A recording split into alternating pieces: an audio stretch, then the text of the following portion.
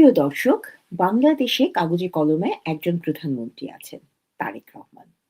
প্রধানমন্ত্রীর কিছু নির্দিষ্ট দায়িত্ব আছে। তিনি সরকারের প্রধান ব্যক্তি। তিনি আস্থাভাজন নেতা হিসাবে, শব্দটা মনে রাখবেন, আস্থাভাজন নেতা, সামগ্রিক নীতি নির্ধারণ ও রাষ্ট্র পরিচালনার দায়িত্ব পালন করেন। তার থেকেও একটা বড় দায়িত্ব প্রধানমন্ত্রীর থাকে, সেটা হলো দেশের মানুষের অভিভাবক হবার দায়িত্ব, তাদের ভালো মন্দ নিজের করে ভাববার দায়িত্ব এবং নিজেকে তাদের একজন অনুভব করার দায়িত্ব। আপনারা কি একটু আমাকে বলবেন, তারেক রহমান আসলে এই দায়িত্বগুলোর কোনটা পালন করছেন?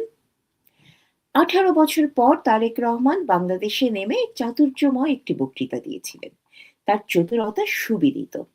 বাংলাদেশের কোনো আন্দোলনে তার কোনো ভূমিকা নেই এবং সেরকম কোনো ইচ্ছেও তার আছে বলে কোনো প্রমাণ পাওয়া যায়নি। 2001-এ বিএনপির শাসনামলে তার জীবনের লক্ষ্য ছিল যে কোনোভাবে হোক অগাধ অর্থ উপার্জন। দুর্নীতির এমনই মধ্যমণি হয়ে উঠেছিলেন তিনি, তার নামই হয়ে গেছিল মিস্টার 10%। হাওয়া ভবনে বসে তিনি নিয়ন্ত্রণ করতেন তার দুর্নীতি আর অসততার বিশাল সাম্রাজ্য। তারপর 18 মাসের কারাভোগ এবং 17 বছর কোনো রকমের উপার্জন না করেই লন্ডনে বিলাসবহুল জীবন যাপন করে তিনি হয়ে গেলেন বাংলাদেশের প্রধানমন্ত্রী। রন্ধ্রে রন্ধ্রে চতুরতা না থাকলে এই জিনিস কি সম্ভব বলুন? যাই হোক, দেশে নেমে তার প্রথম বক্তৃতার কথা বলছিলাম। তিনি মার্টিন লুথার কিং এর মতো করে জানালেন, আই হ্যাভ এ প্ল্যান। খুবই দুর্ভাগ্যজনকভাবে আমাদের দেশে কিছু আশাবাদী মানুষের ব্যাপক আবাদ হয়। তারা ভেবে নেন শেখ হাসিনা বিশাল সব অবকাঠামো স্থাপন করে মাতৃমৃত্যু এবং শিশু মৃত্যু প্রায় বন্ধ করে দিয়ে দেশকে উন্নয়নশীল পর্যায়ে নিয়ে আসার পরেও বিলিয়ন বিলিয়ন ডলার বাইরে পাচার করে দিয়েছেন। আর এই অবস্থা থেকে বাংলাদেশকে স্বর্গ বানিয়ে ফেলতে পারেন এমন একজন মানুষ মোহাম্মদ ইউনূস, যার একমাত্র যোগ্যতা হলো আমেরিকা দাসত্ব করে নোবেল পুরস্কার পাওয়া। তো এই আশাবাদী দলটি এইসব আই হ্যাভ এ প্ল্যান শুনে বিশাল উল্লসিত হয়ে গেলেন এবং তারা ধরেই নিলেন যে তারিক জিয়ার বেশে আসলে স্বর্গ থেকে অবতার নেমে এসেছে। যাই হোক, তারপর দেশে একটা লোক দেখানো নির্বাচন হলো।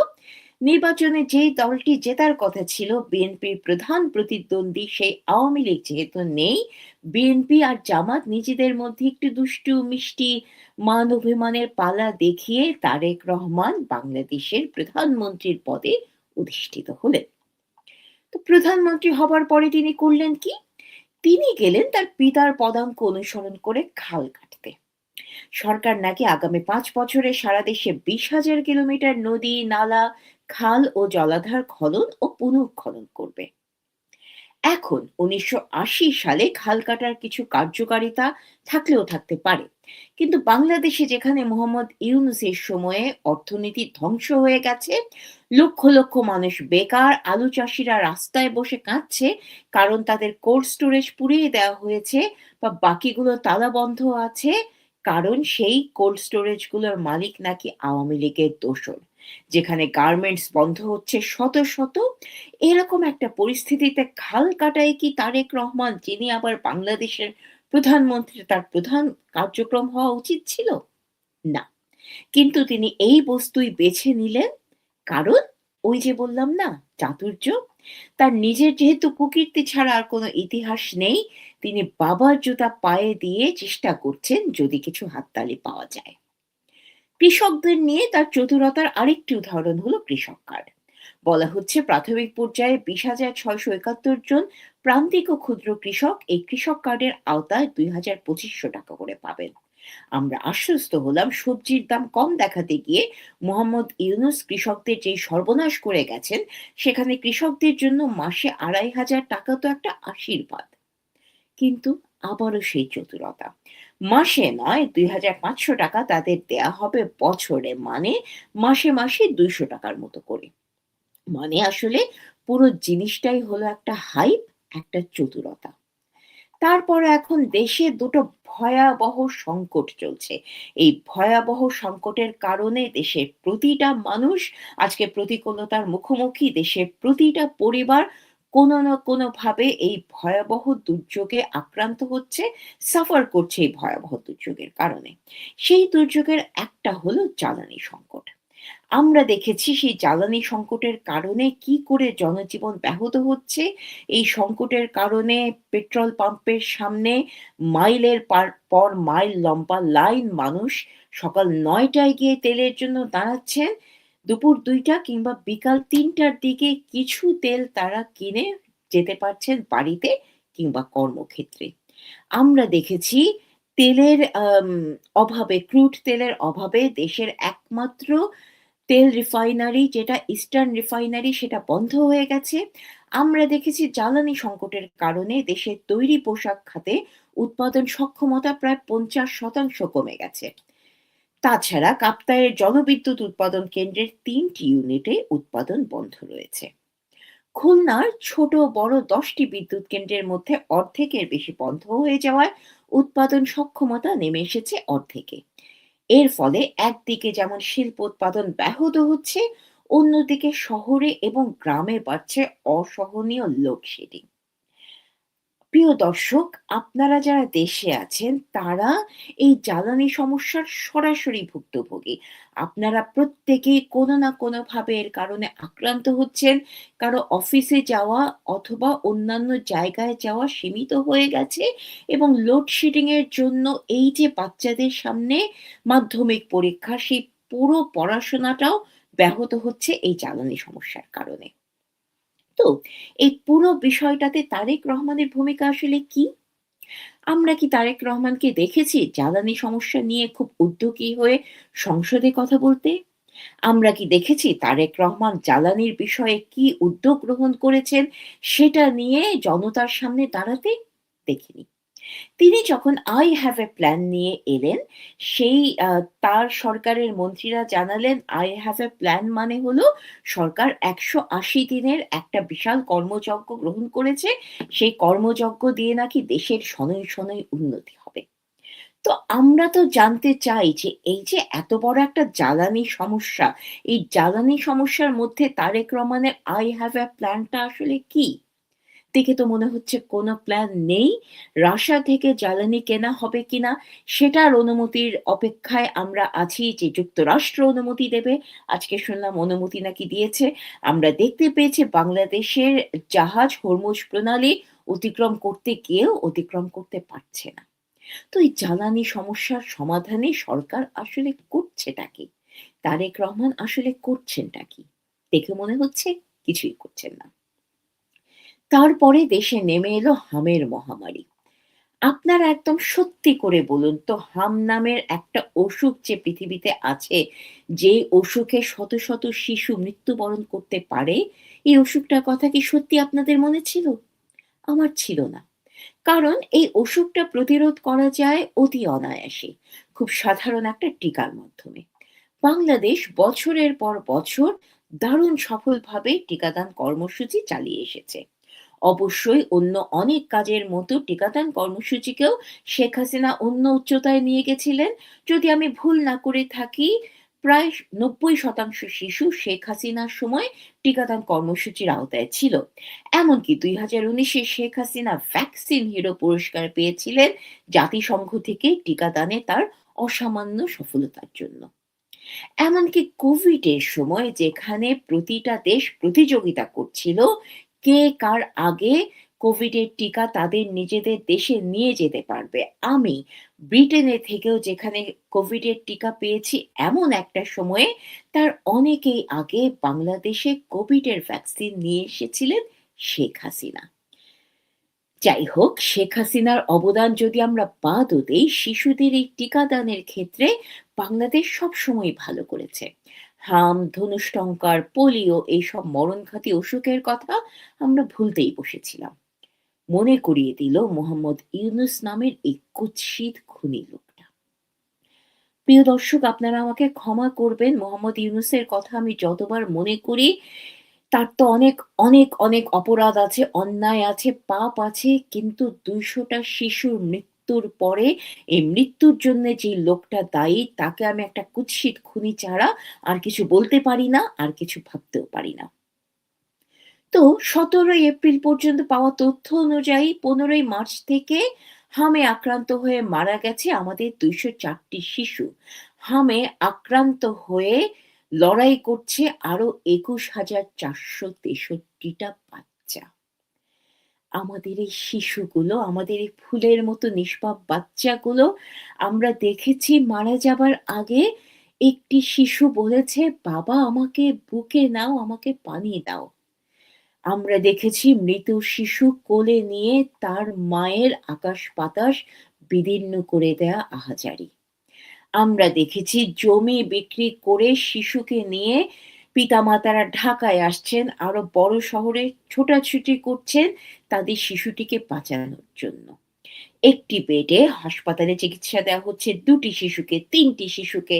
হামের মতো একটা অসুখ যেটা আসলে হবারই কথা না, সেই অসুখের চিকিৎসার খরচ জোগাতে হিমশিম খাচ্ছেন আমাদের অভিভাবকেরা। আমি জানি না আপনারা যখন আমার এই কথাগুলো শুনছেন সেই ২০৪ টি শিশুর মিছিলে সেই আরো কটা মৃত শিশু যুক্ত হয়েছে। আমি জানি না আরো কত বাবা-মা বেঁচে থেকেও মৃত্যুবরণ করেছেন শিশুদের লাশ সামনে রেখে। এই সময়ে তারেক রহমানের সরকার করল কি? স্বাস্থ্যমন্ত্রী দাবি করলেন গত ৮ বছরে নাকি হামের টিকাই দেয়া হয়নি। সম্ভবত ১৮ এপ্রিল তারেক রহমান দাবি করেছেন যে গত দুটো সরকার নাকি হামের টিকা দেয়নি।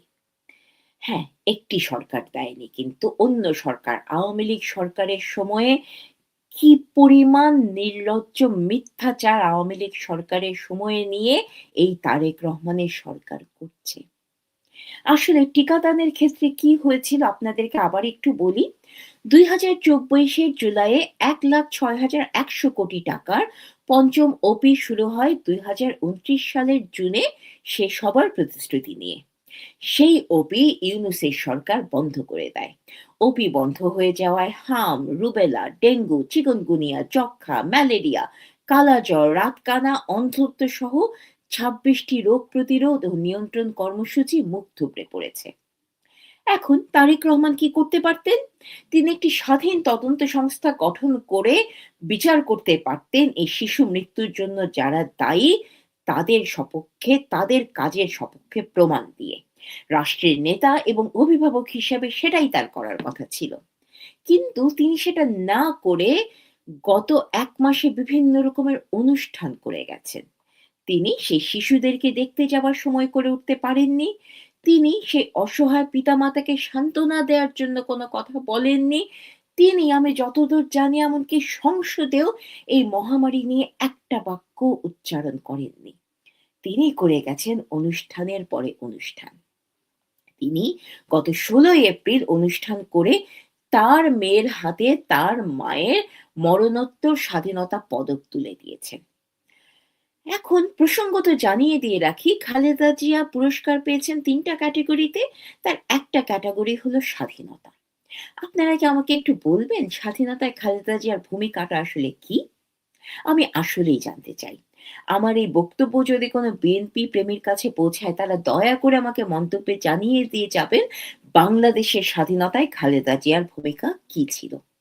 আর স্বাধীনতা পদক যিনি দিচ্ছেন, বাংলাদেশের স্বাধীনতার ব্যাপারে তার বক্তব্য কি, তার মন্তব্য কি, তার অবস্থানটা কি? ৭ই মার্চ তার দল পালন করে তারেক রহমানের কারাবরণ দিবস। এই যে ১৭ এপ্রিল মুজিবনগর দিবস গেল, রাষ্ট্রীয় পর্যায়ে কোন রকমের কোনো অনুষ্ঠানের আয়োজন করা হয়েছে কি? হয়নি। মুজিবনগর কমপ্লেক্সে ৫ই অগস্টে যে ভয়াবহ ভাঙচুর করা হলো, ৫ই অগস্ট থেকে শুরু করে মোহাম্মদ ইউনূসের শাসনামলে বাংলাদেশের মুক্তিযুদ্ধের স্মৃতিস্তম্ভ যে একটার পর একটা গুঁড়িয়ে দেওয়া হলো, পুড়িয়ে দেওয়া হলো, ধ্বংস করে ফেলা হলো আমাদের মুক্তিযুদ্ধের ইতিহাস। সেগুলো পুনর্নির্মাণের ব্যাপারে, সেগুলোর অপরাধীর বিচার করবার ব্যাপারে তারেক রহমানের এবং তারেক রহমানের সরকারের কোন রকমের বক্তব্য, কোন রকমের কর্মসূচি আছে কি? নেই। আসলে দুঃখিত, মুক্তিযুদ্ধ নিয়ে তারেক রহমানের কোন রকমের কোন অবস্থান, কোন রকমের মাথা ব্যাথা কোনদিনই ছিল না। তারেক রহমান এবং বিএনপি তাদের একমাত্র লক্ষ্য ছিল মুক্তিযুদ্ধকে ব্যবহার করে, তাদের পিতার মুক্তিযুদ্ধ পরিচয় ব্যবহার করে কোনোভাবে বাংলাদেশের মানুষের হৃদয়ে একটা জায়গা করে নেয়া এবং মুক্তিযুদ্ধকে ব্যবহার করে রাজনৈতিক সুবিধা নেয়া। সবচেয়ে অসংবেদনশীল যে কাজটা উনি করেছেন, সেটা হলো শিশুরা যখন মারা যাচ্ছে, তখন সেই হতভাগ্য শিশুগুলোকে একবারও দেখতে না যেয়ে তার পিতামাতার পাশে একটি বারের জন্য না বসে তিনি গত ৩ এপ্রিল মেয়েকে নিয়ে গেছেন প্রজেক্ট হেল ম্যারি বলে একটা সিনেমা দেখতে। সেই ৩ এপ্রিল কি হচ্ছিল প্রিয় দর্শক? সেই ৩ এপ্রিল পর্যন্ত অন্তত ৪৬ টা শিশু হামে আক্রান্ত হয়ে মারা গেছিল। তার ১ সপ্তাহ পরে ১১ই এপ্রিল তিনি তার স্ত্রী এবং সন্তানকে নিয়ে বেইলি রোডে গেছেন একটি নাটক দেখতে। জাইমা রহমান হাসিমুখে জানিয়েছেন যে এটা একটা শিশুতোষ নাটক। তিনি তার পিতামাতাকে নিয়ে এই নাটকটি দেখতে এসেছেন। ১১ই এপ্রিল অন্তত ১১ই এপ্রিল পর্যন্ত অন্তত ১০০ টা শিশু হামে মারা গেছে। সেই অকালে ঝরে যাওয়া শিশুগুলোর জন্য তারেক রহমান একটি বাক্য ব্যয় করেননি। সেই শিশুগুলোর জন্য জাইমা রহমান, যিনি বাংলাদেশ সরকারের একজন বিশেষ সুবিধাপ্রাপ্ত ব্যক্তি, তিনি সংসদে বসেন, তিনি বিভিন্ন রকম অনুষ্ঠানে এমনকি আন্তর্জাতিক অনুষ্ঠানেও তিনি তার বাবাকে সঙ্গ দেন। সেই জাইমা রহমানও শিশুদের জন্য একটি বাক্য ব্যয় করেননি। আমরা খুব করে চাই তারেক রহমানের সন্তানটির ১০০ বছর পরমায়ু হোক। কিন্তু যেই শিশুগুলো একটা সামান্য টিকার অভাবে অকালে ঝরে গেল, যে শিশুগুলো একটা সিনেমা দেখার, নাটক দেখার সুযোগ পেল না, সেই শিশুগুলোর জন্য কি তারেক রহমানের কোনো দায়িত্ব নেই? আর এই যে তিনি নাটক, সিনেমা দেখে বেড়াচ্ছেন, তার মানে কি? তার মানে কি তিনি আসলে বিশাল সংস্কৃতি প্রেমী? না। পুলিশের দেয়া তথ্য অনুযায়ী জুলাই ২০২৫ থেকে ডিসেম্বর পর্যন্ত ৯৪ টি এবং ২০২৬ জানুয়ারি থেকে মার্চ পর্যন্ত ১৬ টি সাংস্কৃতিক অনুষ্ঠান বন্ধ হয়ে গেছে। গত ১৫ মাসে শুধু তৌহিদি জনতার ব্যানারেই বন্ধ হয়েছে ১১ টি সাংস্কৃতিক অনুষ্ঠান। ধর্মীয় কটূক্তির অভিযোগে বাধার মুখে পড়েছে ৩৬ টি সাংস্কৃতিক অনুষ্ঠানের আয়োজন। এই কদিন আগেই কুষ্টিয়াতে বাড়িতে গিয়ে পিটিয়ে হত্যা করা হয়েছে একজন আধ্যাত্মিক সাধককে। সেই হত্যাকারীদের একজন আবার বিএনপির ঘনিষ্ঠ মিত্র, বিএনপি এবং তারেক রহমানের ফ্রেনেমি, জামাতের কর্মী। তারেক রহমান কি এদের বিরুদ্ধে একটাবারও কোনো ব্যবস্থা নেয়ার কথা বলেছেন? তারেক রহমান কি একবারের জন্য বলেছেন যে এই তৌহিদি জনতার ব্যানারে এই অনুষ্ঠানগুলো যারা বন্ধ করছে তারা অপরাধী? বলেননি। কারণ বাংলাদেশের অনেক কিছুর মতো বাংলা সংস্কৃতি, বাংলা জাতীয়তাবাদের ব্যাপারে তারেক রহমানের বিন্দুমাত্র কোনো মাথা ব্যথা নেই। এখন বাংলাদেশের কোনো সমস্যা আসলে আমাদের এই বর্তমান প্রধানমন্ত্রীকে স্পর্শ করে না। আমার সন্দেহ হয় তিনি এই দেশকে আদৌ নিজের দেশ বলে ভাবেন কিনা। এই দেশ আসলে তার কাছে পত্রিকায় পড়া খবরের মতো বা টিভিতে দেখা খবরের মতো। আমরা যেমন পত্রিকাতে পড়ি ইউক্রেনে যুদ্ধ চলছে, আমরা টিভিতে দেখি ইরানে যুদ্ধ চলছে, সেই যুদ্ধে শত শত মানুষের মৃত্যুর খবর পড়ে আমরা আবার ব্যস্ত হয়ে যাই যে যার উদযাপন নিয়ে। তারেক রহমান ঠিক একইভাবে বাংলাদেশের মানুষদেরকে দেখেন। তিনি বাংলাদেশের মানুষদেরকে পর্দার ওপারের একটা ভুবন ছাড়া অন্য কিছু কখনো ভাবেন না। অথবা তিনি বাংলাদেশকে দেখেন একটা চিড়িয়াখানা হিসেবে, যেখানে বন্দি কিছু প্রাণী ঘুরে বেড়ায়, সেই বন্দি প্রাণীগুলো নিজেদের মধ্যেই তারা বিপদে পড়ে, নিজেদের মধ্যেই তারা মারা যায়। তিনি এবং তার পরিবার তারা টিকিট কেটে এই প্রদর্শনী দেখতে আসেন। ঘুরে, ঘুরে এই প্রদর্শনী দেখে সেখানে কিছু খাবার দিয়ে তারা আবার নিজেদের জীবনে ব্যস্ত হয়ে যান। তো এই হলেন আমাদের তারেক জিয়া। তিনি নাকি আমাদের তথাকথিত প্রধানমন্ত্রী। এখন প্রিয় দর্শক, আমি তারেক জিয়ার সাথে কোনোভাবে শেখ হাসিনার তুলনা করতে চাই না। একটা হিমালয়ের সাথে সিলেটের কোনো একটা টিলার কোনো রকমের তুলনা হয় না, কোনো রকমের কিছুই হয় না। তবু আপনাদেরকে একটু মনে করিয়ে দিতে চাই, বাংলাদেশের কিছু মানুষ শেখ হাসিনাকে দীর্ঘ সময় ধরে ট্রল করে গেছেন। কারণ শেখ হাসিনা তিনি সাধারণ মানুষদের সাথে মিশতেন। তিনি বিভিন্নভাবে সাধারণ মানুষদের কাছে গেছেন। যেকোনো উপলক্ষে সাধারণ মানুষদের বুকে জড়িয়ে ধরে গেছেন এবং তিনি তাদেরকে বারবার বলেছেন যে তিনি স্বজন হারানোর বেদনা জানেন। কারণ প্রিয় দর্শক, তিনি আসলেই জানেন। একটা রাতের মধ্যেই তিনি তার পরিবারের তার সংখ্যাগরিষ্ঠ সদস্যদের হারিয়েছিলেন। তিনি বাংলাদেশে নেমে এসেছিলেন এমন একটা সময়ে যখন তার একটি বোন ছাড়া তার পরিবারের আর কেউ অবশিষ্ট নেই। তিনি তার পিতার ঘরে একবার ঢুকতে চেয়েছিলেন। সেই সরকার তাকে সেই পিতার ঘরে প্রবেশের অনুমতি পর্যন্ত দেয়নি। সেই স্বজন হারানোর বেদনা তিনি জানেন বলেই তিনি বারবার মানুষকে বলেছেন যে, "আমি আপনাদের বেদনাটা বুকে ধারণ করি।" আর আমরা কিনা কিছু মানুষ এমনই কৃতজ্ঞ, তারা সেই স্বজন হারানোর বেদনা নিয়ে বারবার ট্রল করে গেছি শেখ হাসিনাকে। এখন প্রিয় দর্শক, খুবই দুর্ভাগ্যজনকভাবে হলেও সত্যি, তারেক রহমানের মতো একজন বাংলাদেশ বিমুখ মানুষ, তিনি এখন আমাদের সরকার প্রধান, তিনি আমাদের প্রধানমন্ত্রী। তিনি সম্ভবত এভাবেই বাংলাদেশকে শাসন করে যাবেন। তিনি বাংলাদেশকে পরিচালনা করবেন না, তিনি বাংলাদেশকে শাসন করে যাবেন। এখন অনেকেই হয়তো বলবেন যে তিনি মাত্র ২ মাস হলো প্রধানমন্ত্রী হয়েছেন। তাকে আরেকটু সুযোগ দেওয়া উচিত, দেখা উচিত যে তিনি আর কি করেন বাংলাদেশের জন্য। তিনি এতদিন বাইরে ছিলেন। নিশ্চয়ই তিনি নতুন একজন মানুষ হিসাবে বাংলাদেশের ক্ষমতা নিয়েছেন। না, প্রিয় দর্শক। মর্নিং শোজ দ্য ডে যদি হয়ে থাকে, যেই মর্নিং আমরা দেখছি সেটা আসলে আমাদের সামনের দিনগুলোর জন্য কোনো ইতিবাচক বার্তা দেয় না। তিনি ক্ষমতায় এসে সিনেমা, নাটক দেখে বেড়ানোর পাশাপাশি আ তার কার্যালয়ে গিয়ে তার দলের সমর্থকদের বিশাল হাততালি দেওয়ার পাশাপাশি আর কি করেছেন? তিনি সংসদ এবং অন্যান্য জায়গায় বলে বেরিয়েছেন জুলাই সনদ কত গুরুত্বপূর্ণ। তিনি আওয়ামী লীগকে নিষিদ্ধকরণের যে প্রক্রিয়া মোহাম্মদ ইউনূস শুরু করেছিলেন, সেই নিষিদ্ধকরণ প্রক্রিয়াকে সংসদীয় বৈধতা দিয়েছেন। এবং সেই আওয়ামী লীগ নিষিদ্ধকরণ প্রক্রিয়া, সেটা ইউনূস এখন শুরু করেননি। আমরা খুব ভালো করেই মনে রাখতে পারি তিনি ২১শে অগাস্টের গ্রেনেড হামলার মাধ্যমে চেষ্টা করেছিলেন বাংলাদেশ আওয়ামী লীগকে নেতৃত্বশূন্য করতে। সেই পরিকল্পনা সফল হয়নি বলে তিনি এখন তথাকথিত একটি আইন দিয়ে বাংলাদেশের স্বাধীনতায় নেতৃত্ব দেয়া দলটিকে নিষিদ্ধ করতে চান। আমরা দেখেছি ১৯৯১ এ এবং ২০০১ এ বিএনপি নামের দলটি কি করে বাংলাদেশকে শাসন এবং শোষণ করেছিল।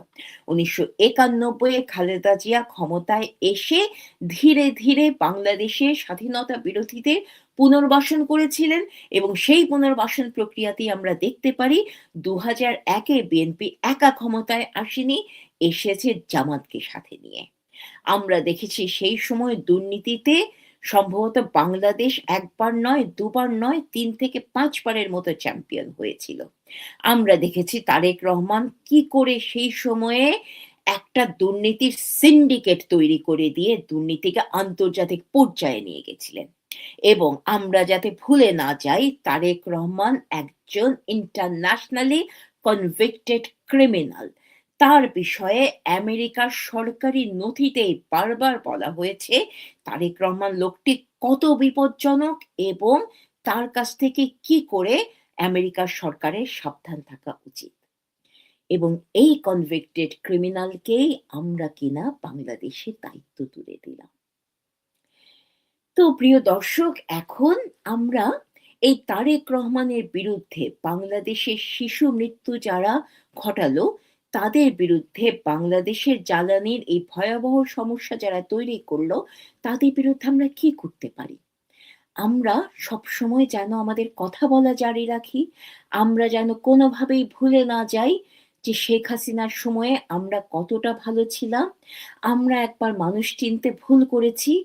আমরা যেন আর মানুষ চিনতে ভুল না করি। আমরা যেন মনে রাখি বাংলাদেশের জন্য আমাদের কাকে দরকার। প্রিয় দর্শক, এই কথাটাই আমি আপনাদেরকে মনে করিয়ে দিতে চাই। তো এইটুকুই আমার বলার ছিল। ভালো থাকবেন সবাই।